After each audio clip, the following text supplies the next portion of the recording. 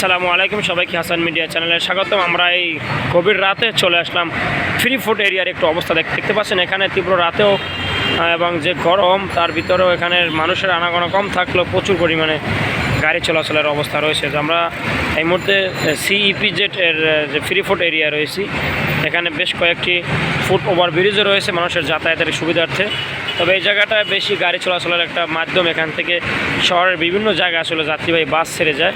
তবে এখন রাত হওয়াতে তেমন বাস না থাকলেও ঠিক এই জায়গাটায় অনেক পরিমাণে বাস থাকে শহরের বিভিন্ন প্রান্তে যাওয়ার জন্য। তবে এখনও কয়েকটি আছে, এগুলো আরও পরবর্তীতে আরও ধাপে ধাপে বৃদ্ধি পাবে। তবে রাতের বেলায় তেমন বৃদ্ধি পাবে না, আস্তে আস্তে করে রাতের বেলায় বন্ধ হয়ে যাবে এগুলোতে, বিশেষ করে সকাল থেকে আবারও শুরু হবে। আর যেহেতু আগামীকাল শুক্রবার, সেক্ষেত্রে আগামীকালও প্রচুর পরিমাণে এখানকার মানুষের আনাগোনার একটা মাধ্যম থাকবে। আর এই জায়গায় প্রচুর বাস থাকবে এখানে যাতায়াতের ক্ষেত্রে।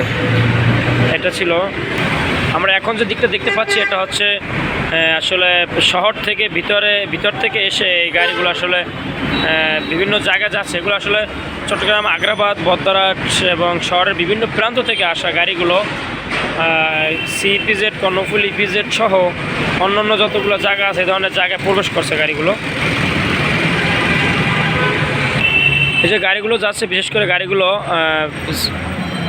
ফ্রি ফুড পাড়ি দিয়ে বন্দরটিলা, সিমেন্ট করাসিন, তারপরে কাঠঘর এরিয়া, এয়ারপোর্ট, বিভিন্ন জায়গায় আসলে যেসব তাদের স্থান রয়েছে এই ধরনের জায়গায় আসলে যাচ্ছে।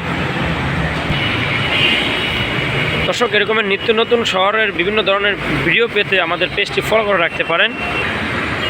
আর আপনার আশেপাশে ঘটে যাওয়া বিভিন্ন বিষয় আমাদের কাছে তথ্য দিতে পারেন নিউজের ক্ষেত্রে।